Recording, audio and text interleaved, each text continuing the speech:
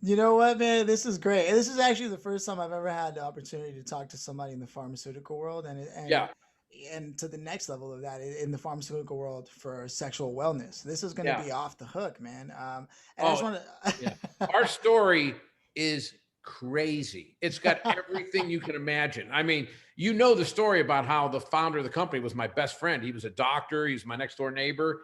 He was murdered in a case of mistaken identity No.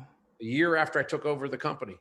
Yeah, Wow. tragic. That's how I ended up here. I was crushed. I mean, it was so hard. You can't run from emotional pain, but No. you can at least remove the triggers of driving past his home, his car, or offices. I mean, we were in SoCal. I would have never left. I'm not a Vegas-y kind of a guy because Summerlin, you know where Summerlin, Nevada is? No. That's Oh my is it near God, Vegas? gorgeous. It's Summerlin, 14 Nevada, huh? miles west of Vegas up in the hills. The houses are probably amazing and affordable. Oh no, they're amazing. They're not affordable. Oh, really? Yeah, Expensive, between you and huh? I had to sign an NDA, but Jared Leto was looking at my house Oh, that's Monday amazing. last Jared week. Leto, that's a The- hell of a person to be looking at your house. That means it's nice.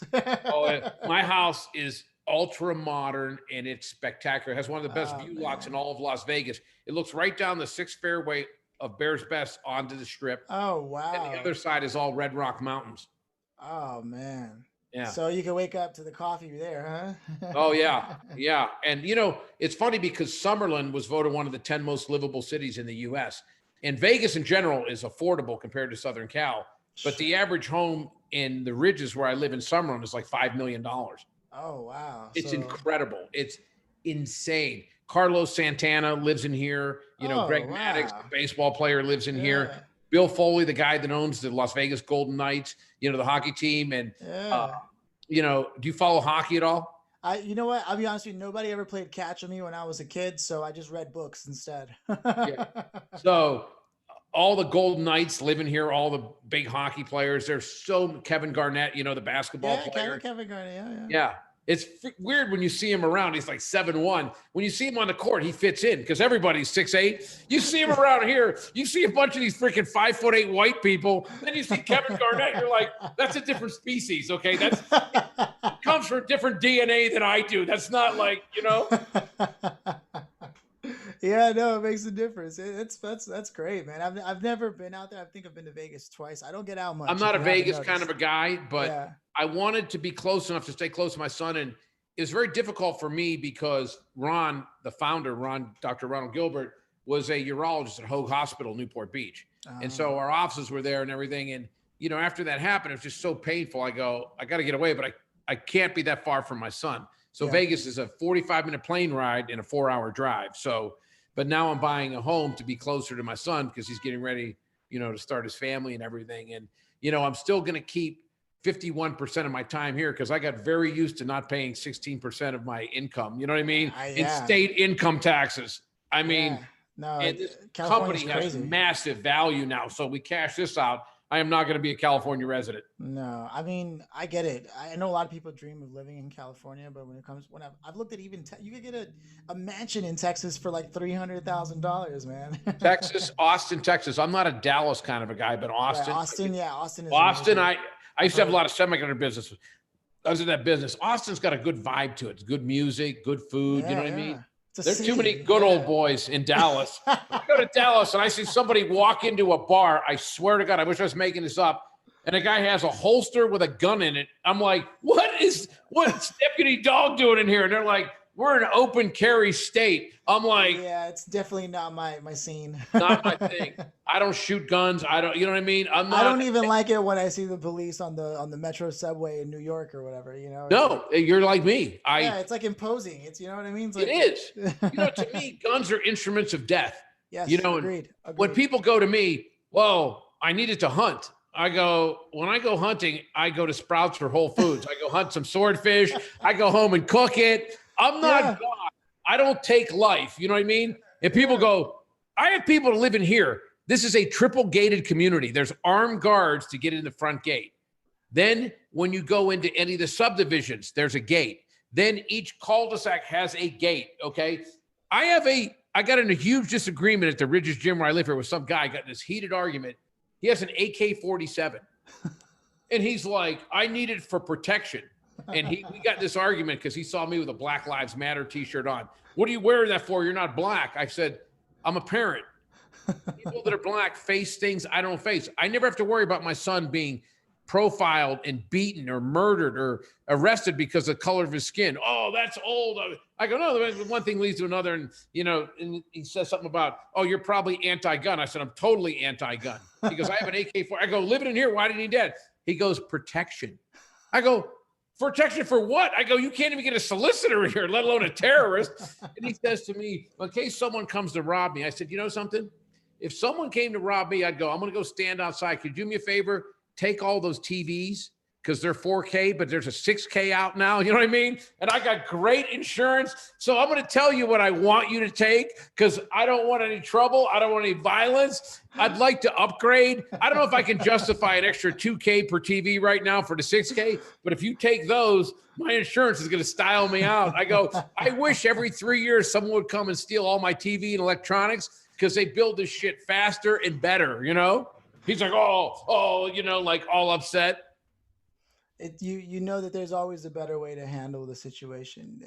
There's paperwork you can do, whatever the case is going to be. Diffuse it. Yeah. Diffuse the situation. Don't escalate it. Life is too modern for us to still be relying on guns and warfare. That's exact. I was already anti-gun, and then when my partner was murdered, and just to give you a 30-second synopsis, the guy had no enemies in the world. He was the kindest, nicest, most wonderful human being in the world. This guy had a prostate surgery 30 years prior. 30 years, decided he's going to kill the doctor, did the surgery. He went, and they didn't even have the physical records anymore. You're too young to remember. They had something called microfiche. You used to go to the library, you scroll through it before they had internet. Yeah. So he went, and they went to the VA because it was a VA surgery. I want to see the records. Well, it's at the VA headquarters in Long Beach. So he goes, the doctor did the surgery is Dr. Ron Gelhart. So he goes home and looks up and finds Dr. Ronald Gilbert, urologist, Newport Beach, who any sane person would know that's not Dr. Ronald Gelhart, urologist, Newport Beach. He made an appointment, went and bought a gun, took target practice. He was insane for like a week, then made an appointment. Ron walked in thinking he was seeing the last patient of the morning on Tuesday, January 27th in 2013. He opened the door, and the guy was waiting in a shooting position and shot him 8 times through the heart and murdered him. Wrong guy. Mistaken identity. And, I can assure you that any of these gun owners have never had to experience anything like that and lost a loved, cherished family member or friend in something that's senseless. Yeah. And he wasn't eligible to get a gun. He bought it, some back alley thing, and I just, every time. It's too easy to get them. It's too easy. I mean, and then you see these, ads on TV and stuff where a guy's like, I own 37 guns. What? But they're not considered terrorists. They're not considered terrorists. But here's the crazy part. We have more guns per capita, we do here in the United States, than any country in the world. Man. Did you ever see the Michael Moore documentary about Windsor, Canada and Detroit, Michigan? No, man, I've been meaning to catch up on TV, but Michael Moore is by far one of the only people trying to actually create content that educates people. Those two cities are 17 miles apart. And the murder rate in Detroit was like 1 out of every 73 people was murdered the year he did that. And 17 miles away in Windsor, Ontario, Canada, the murder rate was 1 of every 400,000 people. The murder rate in two cities, 17 miles apart, was like 6,000% higher. And it had to do with gun laws. It has to do with gun laws. And, I'm a huge advocate for disarming people. You look at Japan, guns are illegal. You can't have guns. Perfect example of a modern society that finally figured it out. Yeah. They could use some of your product, though. I hear they're not having enough kids. They probably need a little more procreation. You're right. And I happen at my age to be an aficionado of Japanese women, so I'd be capable of going over and helping out. You know what I mean? Good thing we're not recording yet. We're not recording, are we? I better not say it. No. Actually, my bad, man. It automatically. I'll edit it before I send it to somebody. All right. Okay. I can edit it myself. What is that? We're like we did like a whole half hour in. Yeah, Don't exactly. worry, I'll cut it out and we can start the Yeah. intro. Seriously, rest assured, I won't let that get out there. Okay. So basically, like I said, that's the general structure. It's very loose. Yeah. There's nothing crazy about it. Is there anything in particular you wanted to cover? Anything you wanted me to highlight in particular, like, to bring the conversation around to for you? Not really, just whatever you think your audience is interested in, whatever you think that they can find value in, whatever you think that, they can draw from my life experience Right. that would have benefit to them or they can relate to, because at the end of the day, I'm just a simple kid from a little coal mining town outside Western Pennsylvania that decided there had to be more to life than, the little Bermuda Triangle that was my life. I grew up in Canonsburg, Pennsylvania. I went to college 2 hours north at Edinburgh, and then 2 hours east, I worked in Williamsport, Pennsylvania, where they have the Little League World Series for 2 hours. So at age, you know, 24, I had never been on a plane. I had never stayed in a hotel, you know what I mean? Whatever. And I went, I don't think I want to die here, not experience a little more to life. I'd never been further west than, Ohio. And I literally quit my job, gave 30 days notice, bought a one-way ticket and flew to Southern California and said, I'm going to find out whether I have the ability to go out on my own where no one knows me, start from scratch and see what I can do. And I'm very proud of what I was able to accomplish. Man, all right. This is great. I don't want you to give too much of it away. We haven't even made Yeah. the official introduction. You're just a great Yeah. storyteller. So now I gotta wrangle it in. I hope you don't mind. Let's do this. Okay. No, I tend to flow, so rail me in. I'm like right. wild horses. Throw the lasso and go back. So we're gonna do it again. I'm gonna give a quick intro and then I'm just gonna let the reins loose on you. All Okay, right, man, so, let's do it. All right. Thank you for tuning in to the Action Ambition podcast. I am Phillip Lanos, your host, and today I am here with Jeff Abraham, CEO of the sexual wellness brand Absorption Pharmaceuticals, the creator of Promescent. Am I saying that right, Jeff? Yeah, Promescent. A doctor recommended lidocaine climax control spray. Since Jeff joined the company in 2012, Promescent has become a consistent Amazon bestseller, and I'm pretty sure there's no mysteries why. Now, it retails in Target now and features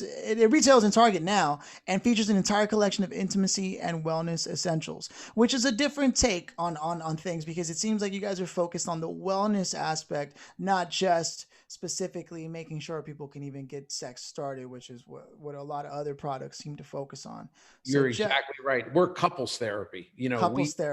We literally make products for better intimacy. We don't focus on the man like, oh, you need to go jackhammer your partner. You know what I mean? It's not any of that Neanderthal chest bumping. You know what I mean? It's basically couples need to enhance their intimacy. They need to get the most pleasure, both man and female, out of their intimacy. So our entire line of products is focused in that area. Which is amazing. That's a modern take on something that should have happened a long time ago, and I'm so glad to hear it. But I'm sure you were telling me that's not where the story starts for you. You didn't intend necessarily to be in the pharmaceuticals world, right? So you said you started off in Pennsylvania. That's where you grew up? I grew up in a small, at the time, coal mining and steel town called Canonsburg, Pennsylvania. And I had a relatively very normal, lower middle class kind of background, but very loving family, very great, surrounded by love, great situation. And then I was an average student. I always tested really high on aptitude tests, but happened to be in the C plus, B minus range from a grade standpoint, because for whatever reason, I figured out very early on that, if I'm in an art history class, that I wasn't 20 years later going to be buying a home and they were about to do my mortgage and they were going to flash some painting and go, hey, wait, identify the period and, the painter of that particular painting and we'll give you a half point off your mortgage. You know what I mean? It was like, I literally, in classes that stimulated my mind and I went, whoa, there's something to learn here, I always excelled in. If they were classes that I didn't really see the relevancy, my goal was to get a C minus or D plus, whatever I needed just to have the credit to move on. I wasn't going to waste my time with those kind of classes. On that note, you'll find this fascinating. The best class I ever took was in college. It was a class called Nazi rhetoric. And you might go, oh my God, why would you be interested in Nazi rhetoric? It wasn't the idea that I liked anything about being a Nazi. But the class was a study in Joseph Goebbels, who was the propaganda minister for Adolf Hitler. Yeah. And it was the first person that harnessed the ability to identify crowds and saying, I can't reach an entire nation. I can't reach, if say you have a company of 4,000 people, you identify 3 or 4 thought leaders that literally each one controls a segment of that crowd, and you win them and you win the crowd. Okay. So Wow. he was the first person, and they modeled it after American football. If you look at Nazi rallies, and you go the music and the marching and everything, they literally saw 100,000 people to Ohio State and Michigan football games, and they saw the band come in and the marching, you know what I mean? And everything. They went, whoa, look at how those people are just so behind their team. And they modeled it. And I used that the rest of my career in all my companies and all my dealings. Say if I was selling to a company, I go, okay, here's the people in the group. Who's the thought leader? Who control? I don't have the ability to go speak to everyone. Even in my company now, I know I have 2 thought leaders. If I need to motivate and get my entire company on board, I go Ryan and Russ. I get those 2, everyone else follows them because each one has their little, click. And so it was fascinating to me because I go, that has direct application on what I'm going to do the rest of my life. So you took that class and you knew then and there that the power behind that ability of influence and leadership. So it sounds like you focus a lot on leadership in your life. Was there anyone in particular who was a great leader in your time that inspired you as you were growing up? There were a number of them that they weren't necessarily directly like I reported to them. They were more of icons in society. And Arthur Ashe was someone who I was fascinated by. I read his book, Days of Grace, and Muhammad Ali was another one who I idolized. Arthur Ashe, because I really was fascinated by, here was a black man succeeding in a national tennis, environment where black people weren't even allowed to play in half of the tennis clubs that he played in. And he endured a unbelievable amount of discrimination and hatred and viciousness, and just had so much class and so much dignity. And when I read his book, it brought me to tears because he had a daughter, her name was Kamara, and he got AIDS. And he got AIDS because he had a heart bypass, and it was through a transfusion. And he conducted AIDS, and this was back before they had all the antiviral drugs and everything.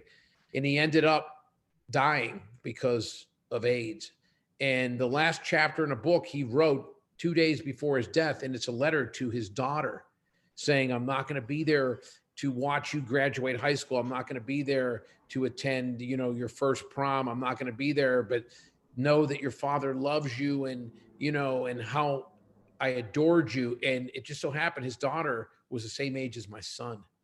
And I just envisioned myself, if someone said to me, you're about to die and you have to write a letter to Nick, your son, that's going to guide him the rest of his life. And it hit me. It just choked me up to a point I can't even imagine what that would be like, having that feeling that I'm about to die. And here's this, at the time, 8-year-old daughter that I adore, that I'm not going to get to see her grow up. And, knowing what he had been through his entire life, sometimes they go, no good deed goes unpunished, or life's not fair. Oh my God, this guy endured what he endured only to get to the point of having a great wife and a daughter now ready to live the rest of his life, and it's taken away from him. Muhammad Ali fascinated me because growing up like I did in Western Pennsylvania, when he refused to go to Vietnam, and I remember his exact words, he goes, those Viet Cong never did anything to me. I'm not going over there and fight, you know what I mean? Like halfway around the world.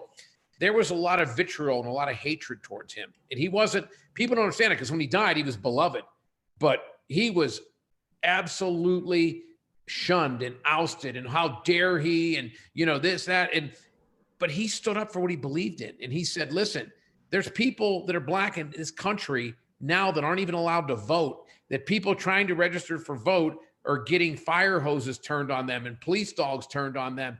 And literally, they're asking us to go lay our lives down for a country that don't even accept us and don't even treat us as equals. And that took a lot of, pride, and it took a lot from his standpoint because he was stripped of his boxing titles and wasn't allowed to make a living for 4 years. He gave up millions and millions of dollars back before guys made nearly the kind of money they made right now. And to me, that just showed a righteousness and a sense of pride in who he was. And he wasn't going to bend, and he wasn't going to say, I'm taking the easy way out. I don't want to look, because they made him a deal. They said, just like Elvis Presley, if you join the military, you don't have to go fight. You don't have to do whatever. Just do a couple promotional videos, and be a spokesperson. He went, no, that's showing other young black people that idolize me that it's okay to join and go to Vietnam. And so he put the righteous thing and the will and the respect for his own people ahead of his own personal gain. So that's the kind of leadership that I've always been inspired by. Do the right thing. Eventually things will work out. Unfortunately for Arthur Ashe, he never had a chance for things to work out because his life was taken from him. So when I look at leadership, I've had great bosses over the years, don't get me wrong, but I very early on left and went entrepreneurial. So I didn't have a boss after I was 32. I was always my own boss. But I've looked for leadership and tried to emulate people that I see in society that I admire. I learned a lot from listening to you speak. Number one, that you're a devoted parent. I love my son. And I hope that it comes from a place of the fact that either you had parents who loved you and raised you right, or the opposite, you didn't have that, and because you didn't have that, you decided that's what was going to happen. And to add to that, I also see such a strong sense of empathy in you and your ability to put yourself in other people's shoes, which I think is what makes you the type of leader that I'm going to presume you are. And I imagine that must have hurt because you care so much about your team. I know you mentioned about what happened to the founder of your company earlier before we hit the record button, and what a loss that was to you. To step into the reins afterwards and to run things, being a devoted parent, right, a team player, and empathetic, all of that had to have taken a toll on you. It took a tremendous toll. I tell people that there are some things that you do because it's the right thing to do. And Dr. Ron Gilbert, who founded the company, was the initial person who got us on board and invented the product and everything, happened to be a very good personal friend. The last 10 years have been trying. You go into the land of the giants, these billion-dollar pharma companies as a startup with, zero cash, zero anything other than a good idea. It's not easy to do. And you age very quickly. And because of the pressure of always being an underdog and having to make do with less resources than people you're competing with. But at the end of the day, it's a tremendous sense of pride, and it's a tremendous sense of accomplishment when you go head to head with far less resources and far less financial, might, and you still come out on top. The one thing I'll tell you that I don't regret it for a second, and I had retired. I came out of retirement to do this because I loved Ron and to make his dream a reality. But I will tell you, there's something that's very difficult for me that, we've grown. We were a 1-product company back then, and now we're a 7-product company, about to become 8, and we're very diverse and extremely successful. And I just wish he was here to see how we've grown. I just wish that he was here to experience all this. I was raised without religion. We went to church once a year at Christmas or maybe twice at Easter, that kind of a thing. And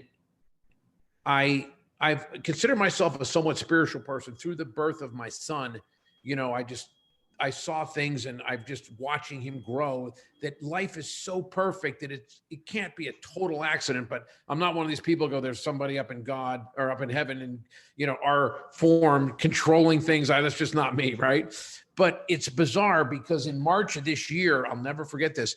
I had this dream, and in the dream, I dreamed that Ron was sitting in my present home I have this armoire in the front. He was sitting there, and I recognized that he had been murdered 7 years ago, but he had this like white robe on, and he had this like presence about him. And it was obvious that he had been gone, but he was back. And I was sitting there, and he had an iPad. Don't ask me how he comes back from heaven with an iPad. And he's on this iPad, and he's looking at the iPad, and he's like, this is crazy. He's like, condoms and lubes and women's arousal gel and Vitaflux. Vitaflex. And I go, yeah, that was developed by one of our doctors, whatever. And I was explaining this to him, and I was very aware of the fact that he had gone away and he had been murdered, but somehow he was back and he was looking at the company and how pleased he was. And he had a way that he had a really dry sense of humor. He'd kind of cock his head and he'd make this look. He'd look at me like, really? And he looked at me, and I'll never forget this. He looked at me and he went, really? You did all this from that spray we started with 7 years ago? And I said, yeah. I said, I did it in your honor because I wanted to give you a legacy. You know what I mean? As somebody other than the doctor shot by the crazy guy. And I woke up and it had the most profound effect because I was like, whoa, it was so real, and I couldn't get back to sleep. And I got up, I started pacing. I was anxious. And I started, in my mind, I go, where did that come from?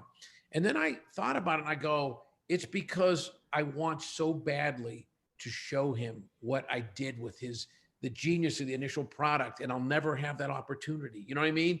And somehow I guess I forced it into my subconscious to allow me to see him look at what we had done and to get his approval. You know what I mean? And to just see the satisfaction. I'm still really close to him or his wife and his two sons. We're still involved and they still own a percentage of the company.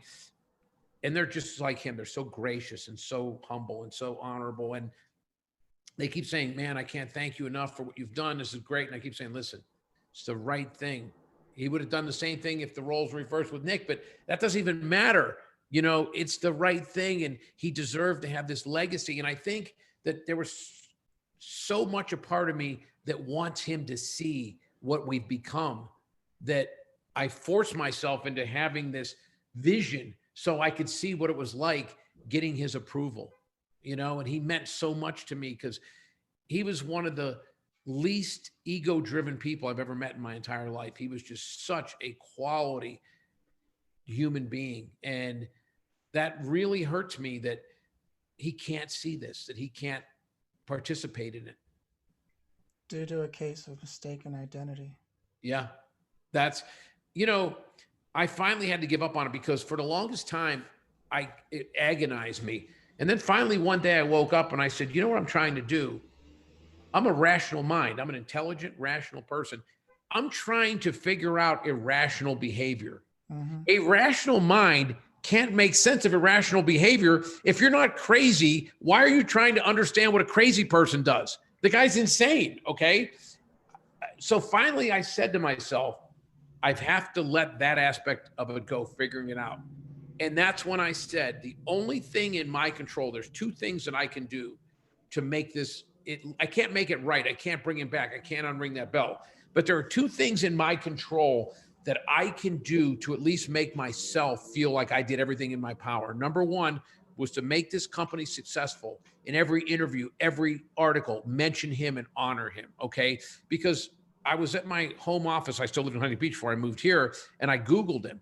In every entry, Dr. Shot by Crazy Guy, Dr. Murder, and I started to cry, not out of sorrow, out of anger. Like I thought, not only that guy murdered him, he took his legacy. He's no longer a father, a husband, a doctor, a friend. He's the doctor shot by the crazy guy. So I said, I want to be out there telling people who this guy was, what a good human being he was, what a good father, what a good husband, what a good friend, what a good doctor. That's number one.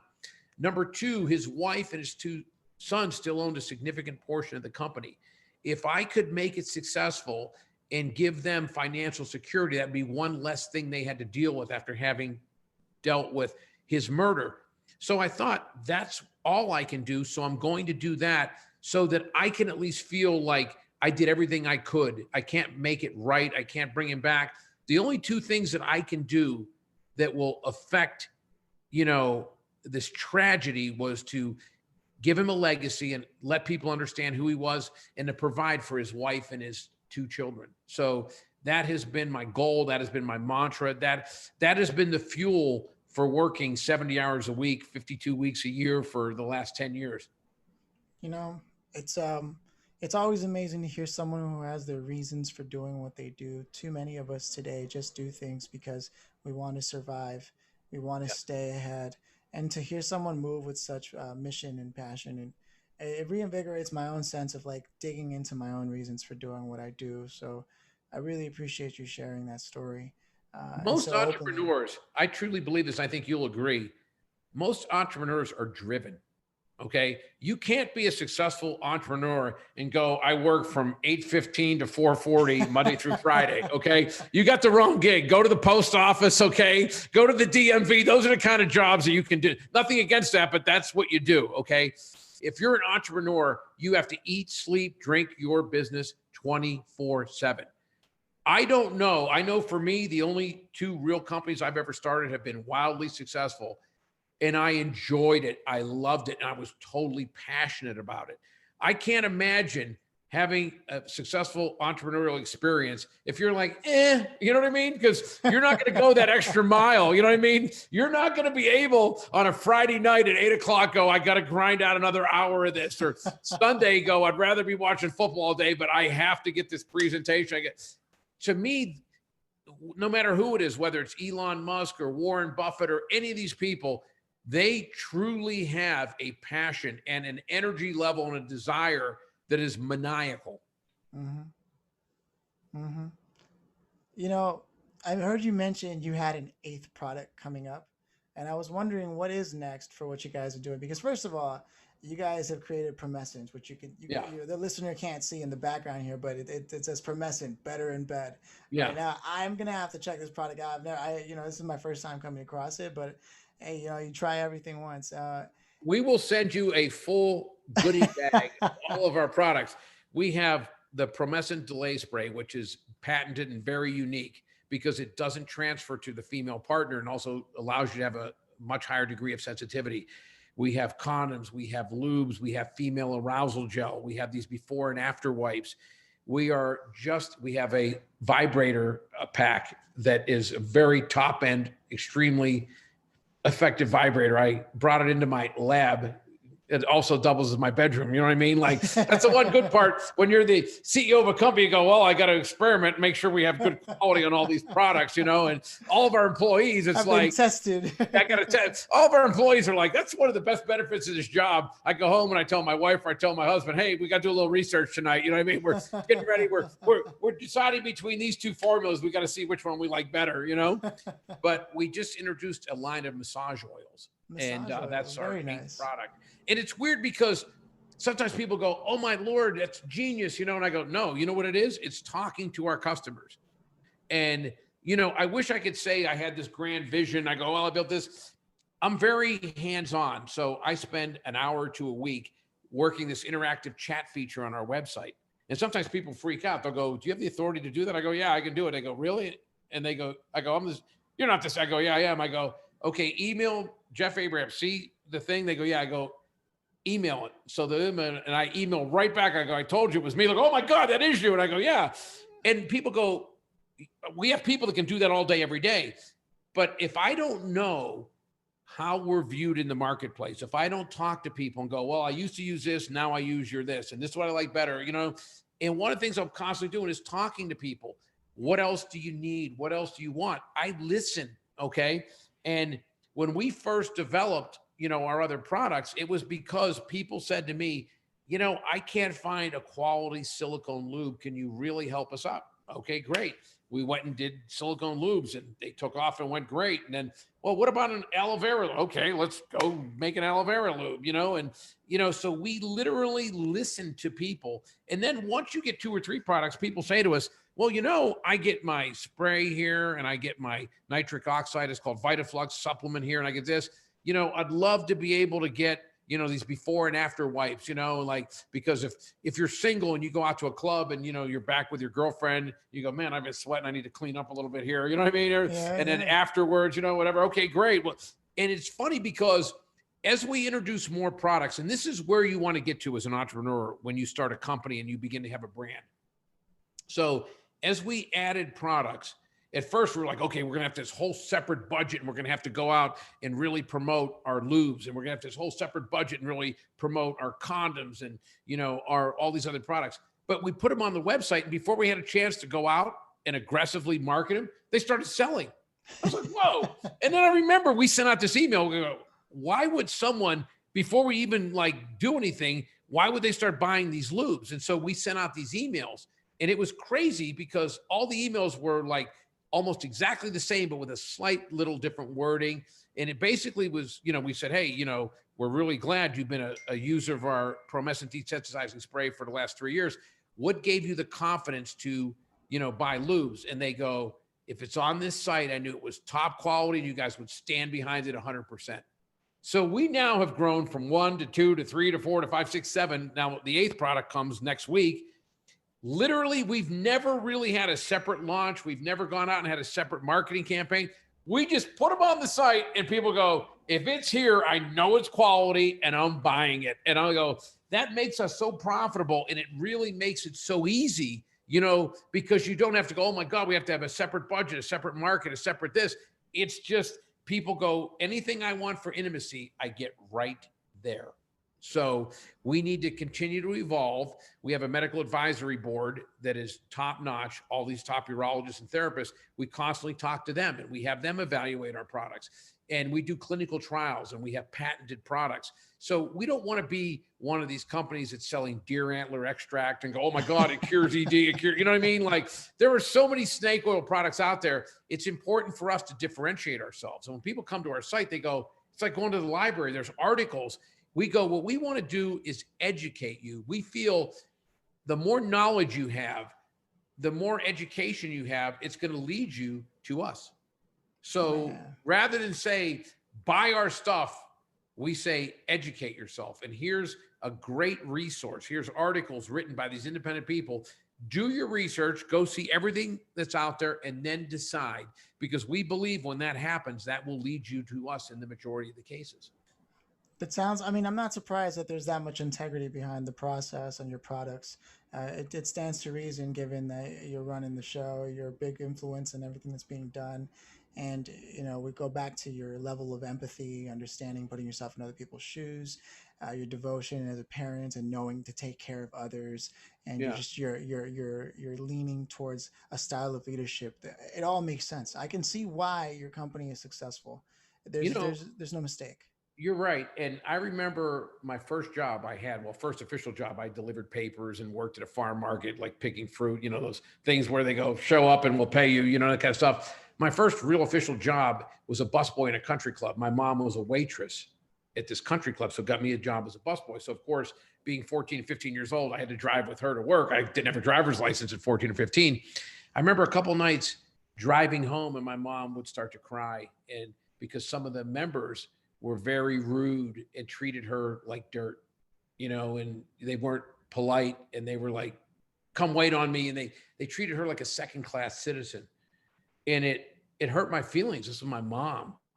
And I remember I said to her one day, I said, Mom, one day I'm going to belong to a country club and I'm going to be successful. And I'm going to remember exactly the feeling that I have right now of what it's like to be treated like a second-class citizen, like somebody's servant, And I never understood it. We had to serve these elegant meals, and everything. And then when you were done with your shift, they had this like employee trough where it was like this one of those little metal serving things. And they had some mystery meat with some sauce. I was like, I literally would go, I'm not eating that. I'd stop at Del Taco on the way home. I go, but here I am serving shrimp scampi and New York strip steak, you know what I mean? And I'm like, there's something wrong with that. And my mom ended up living to be a very full, rich life. She was 85.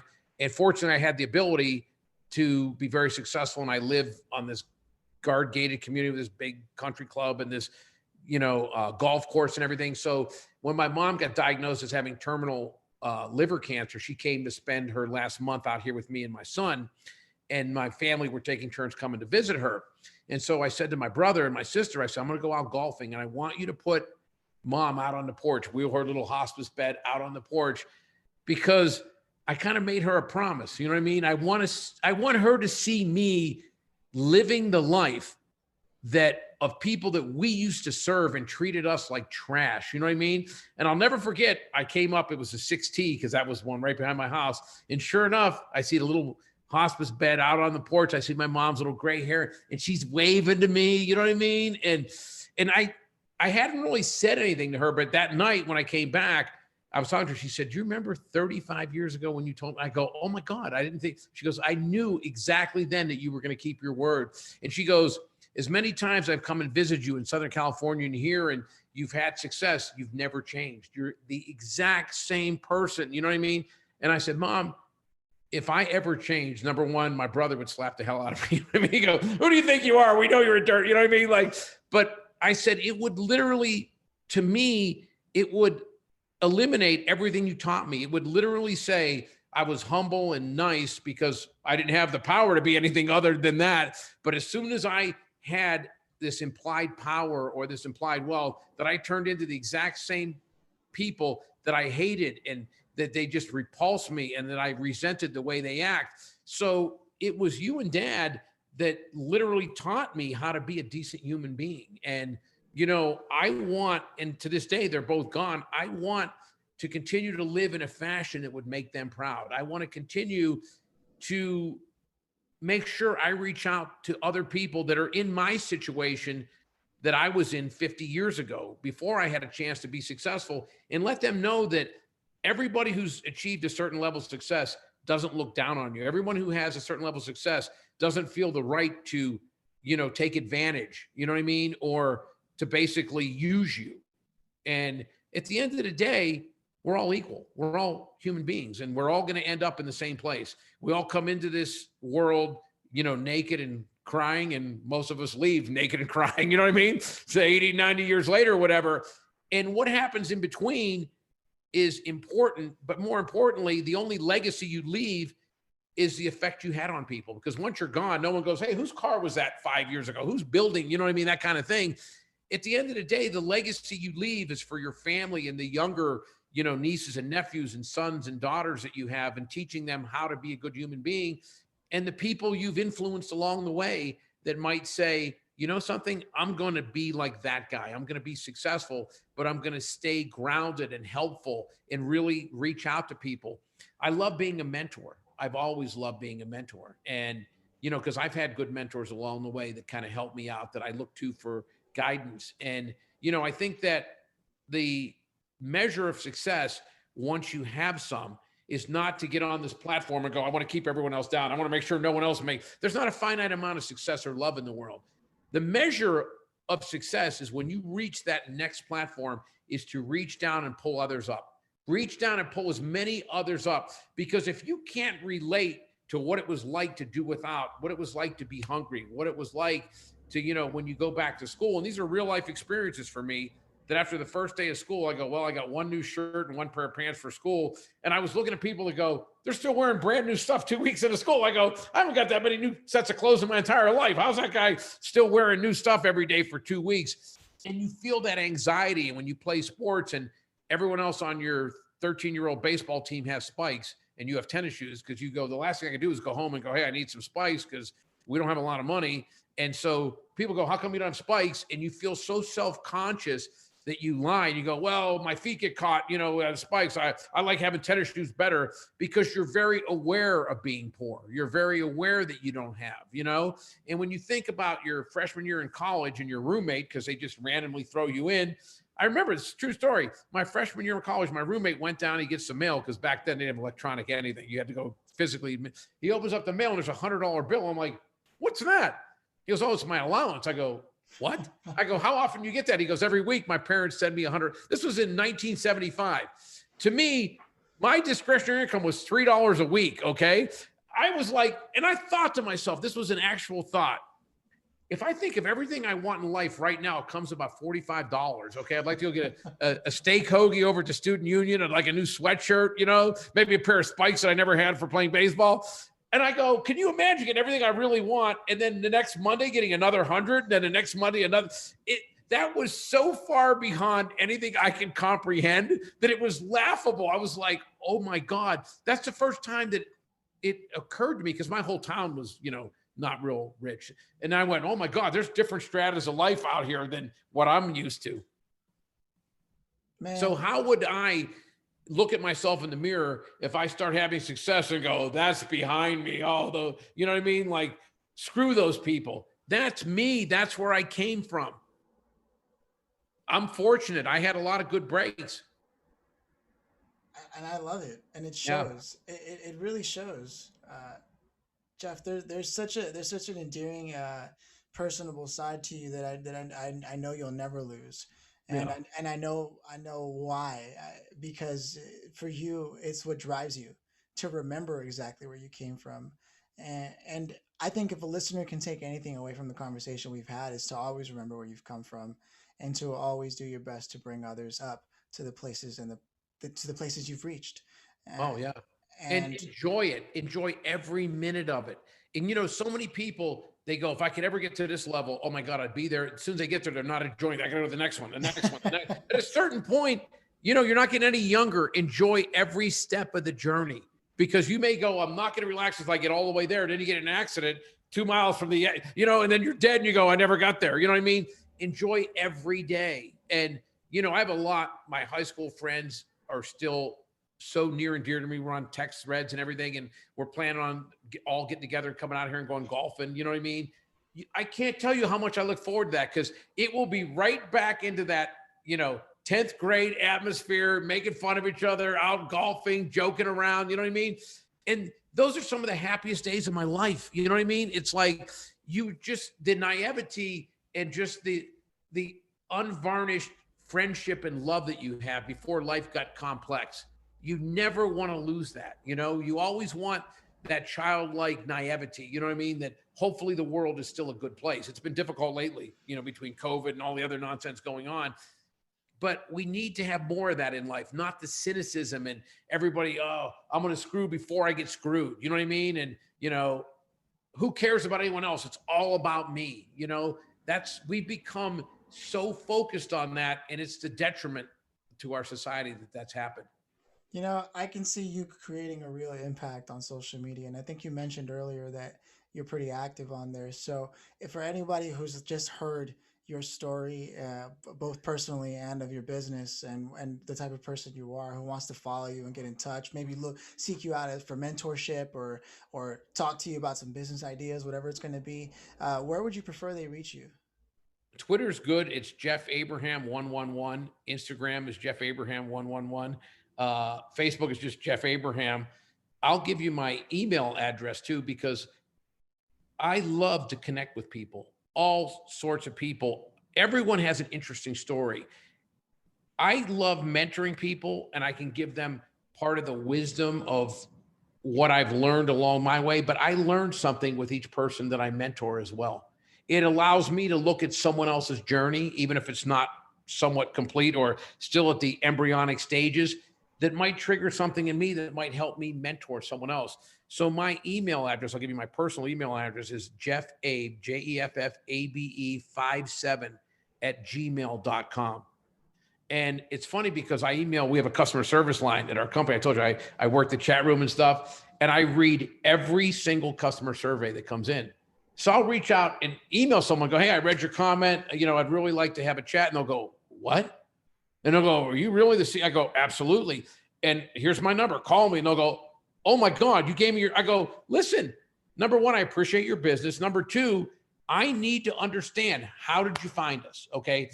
Because if I understand how people find us, I can figure out more ways of accessing that.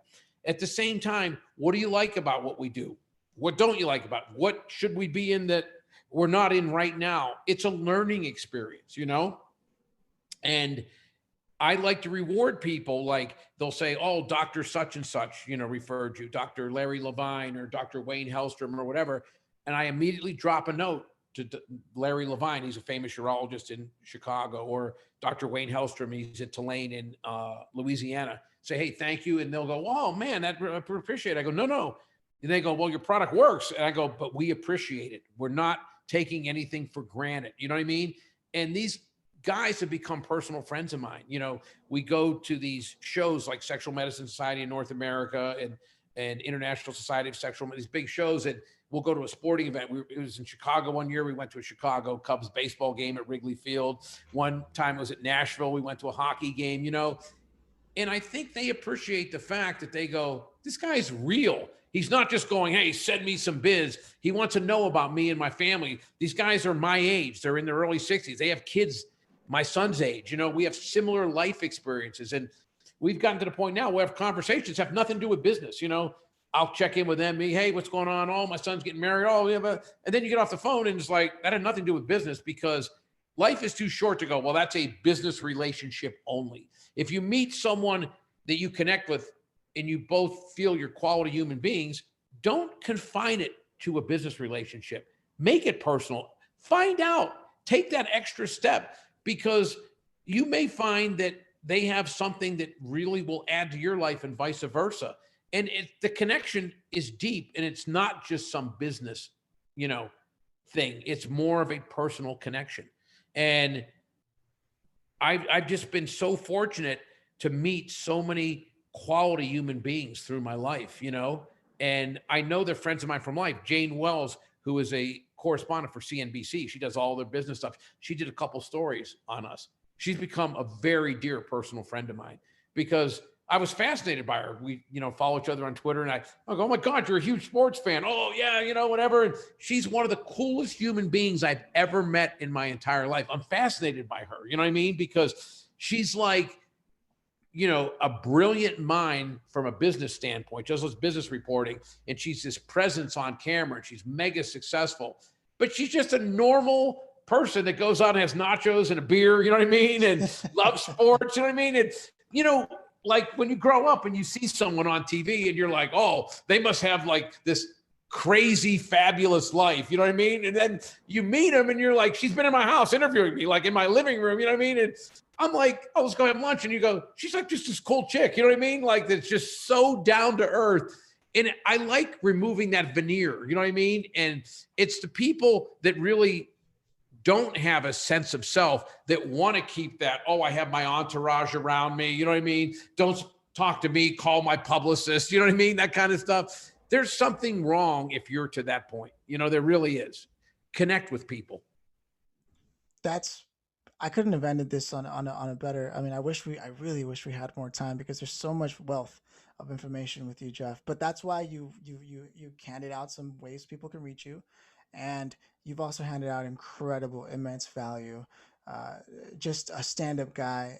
I can't wait to chat with you again. If you don't mind, I'll connect with you myself. Absolutely. Anytime. I love this kind of stuff. I love hearing from people. There's a lot of interesting things going on in the world. Get out of your bubble. You know what I mean? Get out of your routine at least a couple times a week. Step out. When I go to New York City, I ride the subway. When I go to San Francisco, I ride BART. And people go, you don't take Uber? I go, if I'm an Uber, I'm the only person in there. And I want to see what it's like to ride the subway in New York City. It's fascinating. It really is. I'm like, what? You know what I mean? But it's like so crazy. I love taking BART. I want to see how people live. I want to experience. If I go on a cruise, instead of going to the little port city that's all painted up and all nice, the first thing I do is I rent a Jeep. I drive 50 miles inland, and I go, oh my God, there could not be anything like you go to St. Bart's or, one of those places. They have this beautiful port city. You go 3 miles in, people are living in cardboard that they literally put in a dirt, like hut, and they turn, and I'm like, they just dress it up. You don't want to think of St. Bart's and go, it's this beautiful little coastal lounge. You want to go, how do people on this island really live? And you go, oh my God, that is not how they live right there. When I go to foreign countries, I've been all over the world. I don't want to go to the tourist destination. I may start there, but I at least take a couple days. I drive out and meet people that live in that country, that in the normal parts of that country. I want to experience that. When I meet people here that have emigrated here, the first thing I do, what did you think of the United States before you moved here? Okay, now that you're here, what do you think of it? What are the differences, both from a positive standpoint and negative standpoint? It's fascinating. It's fascinating to me.